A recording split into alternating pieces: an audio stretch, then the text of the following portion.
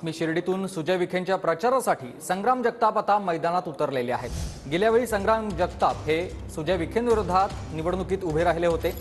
मात्र अजित पवार सूचना करतील त्यानुसार आता आपण काम करणार आहोत, अशी प्रतिक्रिया देत संग्राम जगताप हे निवडणुकीच्या रिंगणात प्रचारासाठी उतरलेले आहेत।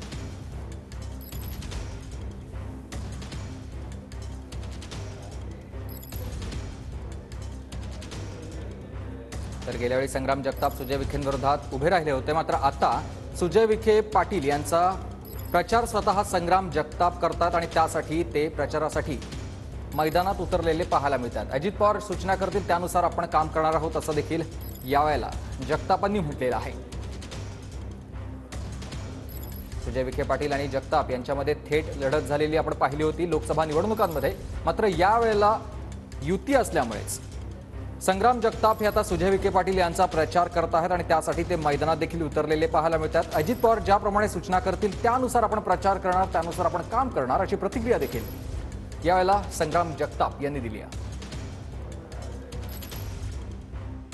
राजकारणामध्ये समन्वयाने विकासासाठी पक्षविरहित काम केलं तर जनतेचं कसं कल्याण होतं याचं सगळ्यात मोठं उदाहरण नगर शहर आहे।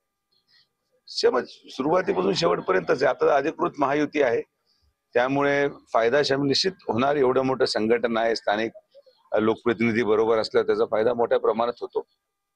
जरी वेगवेगळ्या ठिकाणी आम्ही जर लढलेलो असलो तर त्यावेळेसची परिस्थिती, राजकीय परिस्थिती वेगळी होती, आजची राजकीय परिस्थिती वेगळी आहे। त्यामुळे अजितदादांच्या भूमिकेमुळे या ठिकाणी आम्हाला एक संघ राहणं हा त्याच्या मागचा खरं तर एक वेगळा निर्णय झालेला आहे। त्यामुळे अजितदादा सूचना देतील, अजितदादा जी रणनीती सांगतील तर त्या प्रकारे पुढचं कामकाज या ठिकाणी या लोकसभा मतदारसंघामध्ये करण्याचं काम आमच्यासारख्या कार्यकर्त्यांनी